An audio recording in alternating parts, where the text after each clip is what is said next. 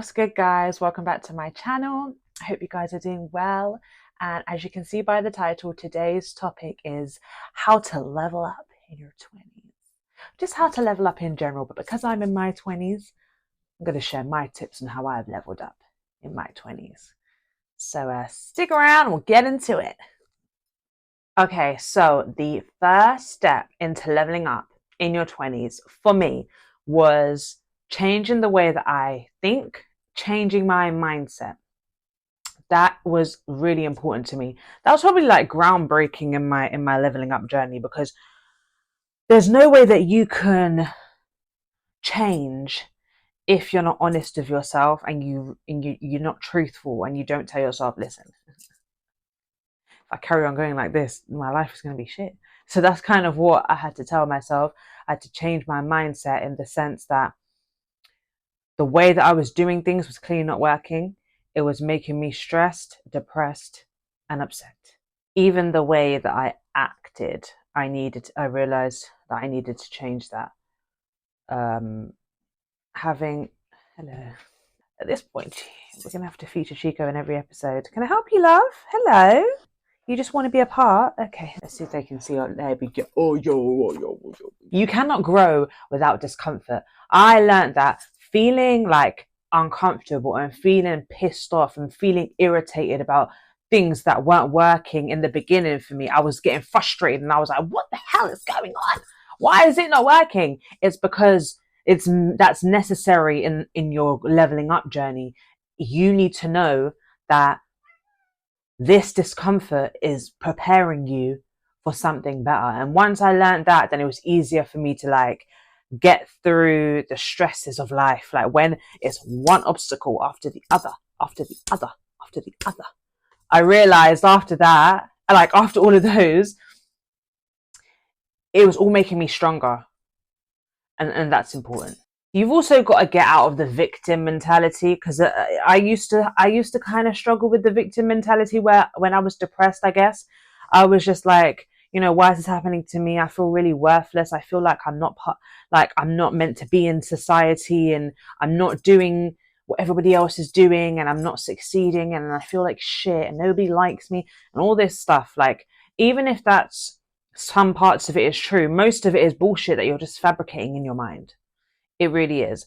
And once you snap out of that, it's going to be easier for you to then level up, because you realize, oh, it's all a lie. And it starts with me. If I just start small little things to get me going, I'll be all right. And that's what I did. I started finding new hobbies that interested me, and just took my time with it. And that definitely helped. You also have to release yourself from uncomfortable habits, uncomfortable people. Like if people are making you feel uncomfortable, you're going to have to decide whether they are worth sticking around in your life. That's definitely part of the leveling up journey. Release yourself from them. Release. Because you don't... I personally think it's impossible for you to level up if your environment and the people that you associate yourself with are not on the same wavelength as you.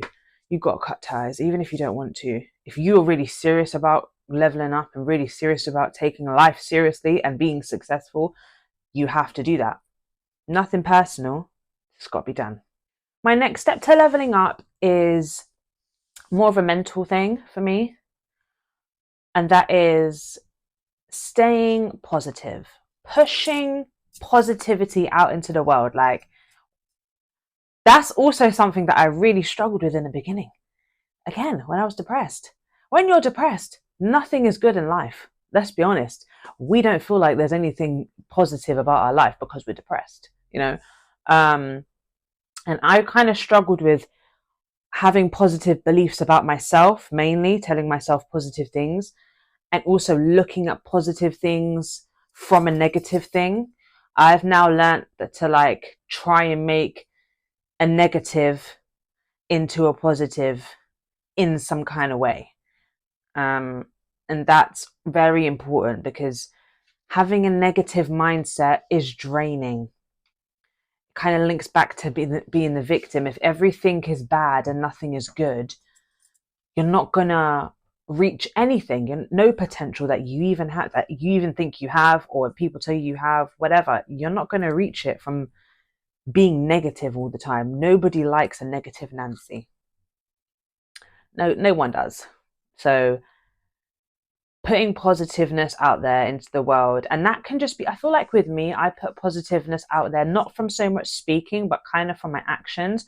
Like there was a period in time where I still post now, but I was posting a lot more on Instagram, and I was always putting on my stories positive things. Like, for example, I would just post things that are good, that make me happy, and to me that's positive. So it will be fitness stuff, it will be stuff relating to food, like my plate of me cooking or something like that. It would also be Chico and my cat. It would also be fashion, things that I'm wearing, reposting positive affirmations and positive quotes on Instagram that I see, and just really pushing that out there, that that's how I wanted to be perceived, as someone who is positive. Because if you're constantly posting negative stuff, I used to be like that, I'm not gonna lie. I used to post negative stuff, and I always used to post me cussing people out, or like the things that I hated and didn't like, which I still do, but I was a lot worse then. I was more direct. But now it's like, I'm not like that anymore. And it's better because you're not bringing the right energy to you when you're putting those type of stuff out there. And I found that when I was practicing those things, putting those things every day, every week on my social media, it made me feel better. It felt like I was climbing up the ladder to success, even though I wasn't actually doing anything to make me successful, if that makes sense. It all starts from within, building up that self-esteem and believing in yourself. The next step in leveling up is understand that this is not an overnight thing. You are not going to be feeling how I feel in a week, 2 weeks, a month. It's not going to happen. It will take, I'll say, from at least 6 months up to a year plus more. Like, it's going to take that long for you. Especially if you come from where I came from, which was the deepest, darkest pits of hell, depression. It's not funny, but yeah, it would take a while. And once you understand that, you'll be kinder to yourself. Because I feel like when I was depressed, I felt a lot of, I don't know why, I felt a lot of pressure, like as if people were like looking at me like, oh, she's not healed yet, like she's died the fuck up, why is she still feeling down about XYZ? Because bitch, it's not an overnight thing. Trauma is real. A traumatic situation will have you traumatized for a long time if you don't deal with it, you know? And back then, I didn't really see it like that. I was like, oh fuck, like I'm really not getting it together. I'm taking ages. Why am I taking so long? It doesn't matter how long it takes. As long as you are working on yourself in a positive way and you are doing things to make yourself heal, then it doesn't matter how long it takes. But if you're not doing anything about it and it's taking years, then likelihood of you getting over it is very slim, unfortunately. So just understand and be kind to yourself, and say to yourself that there may be weeks or days where things are not 100. I'm not feeling 100. Shit's not going my way. But just understand that they're little bumps in the road. You've been through the worst of it. You can get over the little humps and bumps. It's nothing. And that's what I tell myself. And that's why, like, I always tell myself that I never want to be where I was before in terms of depression, because it was the worst experience of my life. And I've been depressed multiple times. But my last previous time when I had suffered a depressive episode, I said, no. I can't get back there. Impossible. So, yeah. You okay? Yes, mommy. You go, what you guys looking at me for? I'm busy. Another step into leveling up that I have for you guys is always be willing to learn. Being teachable is a very good skill. If you're open-minded enough to learn to receive from people instead of taking it offensively, instead of getting offended, should I say, then your life will be a lot better. Let the ego go. Stop it. Because there's a lot of people that don't, the reason why they're not progressing in life is because they don't want to take advice from people, because they're too fucking stubborn. Like, I'm so open to learning from people. I don't have a closed mind. I have strong opinions, especially about things that I've experienced, but I am also open-minded enough to hear it from another perspective and be like, oh, I didn't think about it like that. Tell me more. Being willing to learn is very, very, very important in your healing journey and your leveling up journey.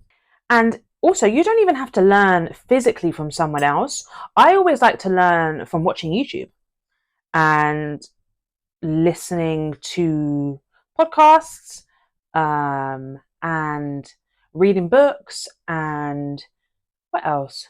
Looking on social media, like seeing, because there's lots on Instagram and stuff, and even TikTok. Oh my God, you know how much I learned from TikTok? It's not even a joke. I learned so much. So it's like, you don't even technically need anyone to help you learn. Everything is already out there, thankfully, in this generation. So it's like, definitely be willing to learn and teach yourself new skills and new things, because that in itself will help you level up in whatever way that you're trying to level up in. Learning about it will 1,000,000% help. My next tip is to be financially disciplined. This is a hard one for me, but being financially disciplined will definitely help you, especially if you're trying to make money, or if you're trying to save money, or you're trying to invest money, whatever it is that you're trying to do. Being disciplined will help. Don't be following fashion trends and doing what everybody else is doing like some flipping puppet. Wear what you want to wear. If you're in a budget, don't matter. It doesn't matter. Like, you can make something cheap look expensive. You know what I mean? Most of the time when you're flipping buying things, it's all about how you style it. It's not really about the clothes itself. You know what I mean? So tell yourself, if you don't need it, don't buy it. I know it's hard, and it's definitely difficult to stop the impulse buying, because that's something that I struggle with, is impulse buying. But I just tell myself, Alicia, you don't need it. You actually don't need it. Like, if you buy this, no, if you don't buy this, can you survive another day? The answer is yes. So I don't buy it. If the answer is no, then I'll buy it. Most of the time, all my money goes on is food, bills, Chico, my cat, and yeah, that's it. You have to learn to tell yourself to stop spending, because it's toxic. Most of the reason, like for me, I don't buy takeaway, rarely, unless I'm super tired. I don't remember the last time I bought takeaway, but I will go and eat out once in a while, but I always limit myself, because I'll just tell myself, if my friends invite me out and I know I can't, I'll just say I can't. Whereas before I might have said yes because I wanted to enjoy the experience and I wanted to see them. But now it's like, I'm like, no, I've got other things that I need to put this money aside for, and I can't afford to just be splurging on things that are not going to help me. It's all about building. We're in the stage of life where we need to build, and recklessly spending money on things that are temporary, that are not going to give you any benefit, is only going to be at a disadvantage to you. And I know that sometimes people say to spend money is good because you can always make money back, and that is true. But that's why it's important to have a list of priorities, and put in that list of priorities how much money you need to put aside for that specific thing, whether it be socializing, whether it be holidays, whether it be food, whether it be whatever it is. You have to learn to manage your money. I'm not saying don't spend money. I'm just saying learn to manage and budget, and tell yourself when it's appropriate to spend. My next step is to be comfortable with not being agreeable. Say no and mean it. You don't owe anybody shit when it comes to your life. No explanation. If you care about that person, then yes, they can have an explanation. But if you don't care about that person, you owe them nothing. You saying I'm not comfortable doing that is enough. If they know you and they care about you and you have a good relationship, they should already know why you're saying no. So remember that you have a purpose. You have a purpose, and some people may not understand that purpose, and that's okay. But that doesn't mean that you're going to do something that you don't want to do because you don't want to make them feel bad, or you don't want to jeopardize the relationship. Don't be silly. If you feel like that, the relationship is already over. Because anybody who loves you is going to want you to do anything that you have to do to succeed. Even if that means not seeing them every so often, or not doing that regular thing that you used to do, maybe because it's too expensive and you need to cut down. Whatever the case may be, they should be supportive. And if they're not, they ain't your friend. They ain't your friend. They ain't. If it's a family member, they don't respect you. If it's your man, he's a piece of shit, or she's a piece of shit. Okay. What we ain't doing. One thing I love to say is no. One thing I love to do is assert a boundary. I love to say, can't do it. Won't do it. I've always been someone that's not really been like giving in to peer pressure. I don't really do that. I've always been the type of person that I will do what I want. And if I don't want to do it, I'm not going to do it. I think as I got older, it kind of got worse and I turned into a low-key people pleaser. I think that's because I was depressed and I'd lost so many people and I just wanted to be loved. And I was like saying yes to everything and not really speaking my mind because I didn't want to lose any more people. But that is so detrimental to your growth. You will literally clear out the baggage when you say, no, I'm not interested. No, I can't do that. No. I don't know what to say. Like, you will really see who really cares about you in that moment. Learning to say no, people. Another personal leveling up tip I have for you, and again, it's personal to me, you don't have to take this advice, but this is just something from my personal growth. I think it's important for me to just not have right now, and that is dating. I am not comfortable dating yet, and I don't believe in rushing that process. Because when you rush love and dating and the guy you're seeing, you can settle for things that like you wouldn't normally settle for if you wasn't, having feelings for this person. You get? And we're all guilty of it. So I personally feel that right now in this stage, all I'm really interested in is becoming successful. And the men that I talk to or have spoken to or dealt with or whatever, I'm not into the small talk. I've done the dating apps and I've met people outside and I meet people in the gym, but it's like I don't have the desire anymore, and I don't know why really, but I'm just going to follow that. For some reason, I don't have the desire to date because the right guy hasn't just come and swept me off my feet, unfortunately. I did feel a bit sad that I've been single for so long and I haven't had a relationship since 2018. But at the same time, I don't mind because I have unfortunately seen and heard horror stories of people that are not doing the best because of the boyfriend they picked, husband they picked, father of their kids that they've picked. And I refuse to be that person. I would rather wait. I would rather wait and find the right man for me, the one that's gonna make all my problems go away and have me sitting back like the princess that I am. I'm joking. I'm not joking. And just fulfill all my needs. You know what I mean? And I don't believe that right now that's happening for me. I just feel like I'm in a lot of small talk with people. It's not really going anywhere. The vibe is just dead. I don't really do good with the social media, like talking on Instagram or even WhatsApp or even the dating apps, whatever it is. I'm just not that great at it. I like a man who likes to take control and is consistent. I'm much more of a interactive person, like in person. Like I don't really like to talk to you on the phone unless it's not about something productive or unless it's not about what we're going to do when we meet up. I just think the best relationships are when you're outside. I don't want to come to your house. You're definitely not coming to mine. And I don't want to have the hour-long conversations every single day if there's no lead up to something more serious. So yeah, because some people can get lost in the sauce and having conversations over and over again every single day and it's leading to nothing. It's a waste of time. So for me personally, I've told myself, Alicia, you're going to have tunnel vision on what you need to do. Whoever's coming in, if they can break that barrier of my tunnel vision, have me leaning, I'm going to be like, okay, what you got for me? But otherwise, I'm going to be straight. Okay, and that's all my leveling up tips I have for you guys today. If you've made it to the end, thank you so much for watching. Like, share, subscribe, comment, all that business. And I'll see you guys in the next video. Okay, bye. Look at my handsome boy. Where's Mama? She's in the back. Where's she at? She can't even see her. There she is. Say bye-bye. Say bye-bye.